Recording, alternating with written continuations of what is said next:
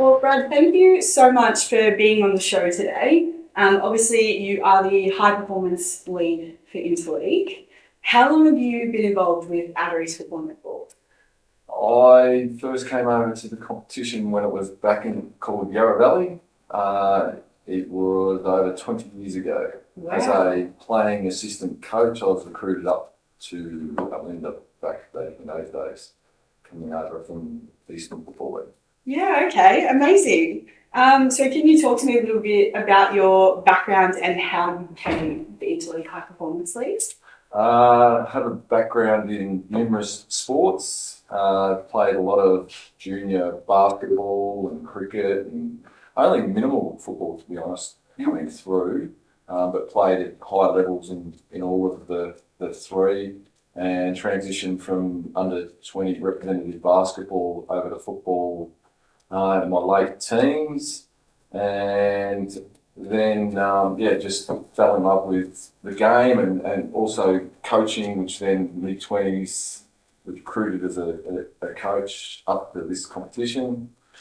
And probably for the last six years I've been coaching Interleague and sort of transitioned into this role over the last 2 or 3 years. So. Yeah, amazing. Yeah. How would you describe the role and what you sort of do on a day-to-day basis? It was sort of to continue on. So Danny Ryan, who now heads up Eastern Rangers, used to do this going back probably 10 years ago now, was building structure into the program, and it's sort of, through COVID and that was hard and didn't have people helping out, and that's just trying to get back in and sort of fulfill what he was beginning and sitting and helping with the structure of being able to teach the kids the right way how to play, and using my experiences of elite sport of what it takes really. So, and getting the right coaches in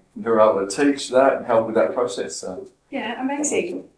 What made you want to get involved with Interleague? Was it because you had that experience in high performance? My passion, I suppose, the passion just for helping with the pathways that I was given opportunities, and teaching kids how you go about it, the work that's involved, and the right way, the thought processes and stuff like that. I really love seeing the kids' psyche on top of their talent and that how it all gels together. So, well, you mentioned sort of like the thought process, and I guess like attitude is a big part of that, and being willing to sort of put in that work when you are playing at that high performance level. Yep. Yeah. What do you think the benefits of being a part of an Interleague team are? As in playing, so first of all, the playing on the field stuff. It's getting to evolve your talents and really sort of mixing it with learning of the game, because we're talking about early stages of Interleague at under 13s. A lot of that stage, it's all just talent based. Yeah. So just really starting to understand the nuances of the game and adapting your talents of how it evolves from the nuances of the game. But on top of that, meeting new people, which starts teaching you life skills, and obviously what we are trying to teach, we're hoping that teaches life skills for outside of football and stuff like that as well. Yeah, perfect. Well, the next question was actually outside of footy skills, what do you hope that the kids are learning? So I guess, that talks to those life skills and meeting new people and being able to deal with new people. And I suppose in Interleague as well, you're also playing with people that you might usually play against if you're playing in your local club. So, perfect. So we talk about the AFL pathway, and Interleague can sort of be a junior player's first taste of this, and it can lead to recognition and potential opportunities down the line, such as Coates Talent League that Danny's now involved with.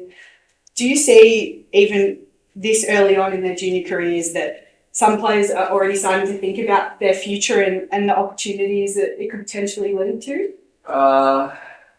Generally, probably not, unless they've got family footballers and that have been able to help with their own personal education. But we've got kids coming through sort of 11 to 12 years old And, it's not, at that stage, they're starting to go to high school, so it's probably the right time that they start to become aware of their opportunities. They might have gifted talents and that, but as soon as they start to become aware of then what it takes and the work involved and how then you need to fit into certain environments and stuff like that, that's what we're hoping to be able to help them on their path. So. Yeah, perfect. And when you think about the Interleague team coaches, which you mentioned earlier, what are some of those skills that you're looking for? Well, first and foremost, the knowledge of the game of football. The primary, I would say, their ability to educate and teach, and so that they can cross it over to the development of the kids or players. Awesome. And then what's your advice, because the players have obviously been training for a few months now, we're really only 2 or 3 weeks away because we're playing across King's birthday weekend. So what's your advice to the players who have been training for the last few months and they're about to head into their first matches in this league? Obviously take it all in. Because you'd often find that the players that perform the best are the ones that enjoy it the most, but also to hopefully really been able to absorb all of the teachings through the Interleague and advance their knowledge of the game, and come away with both playing off the field benefits and have a good carnival on the field. Yeah, amazing. That's it. That's all I have for you. Thank you so much for joining us. We really appreciate it. No worries. Thanks, Steve.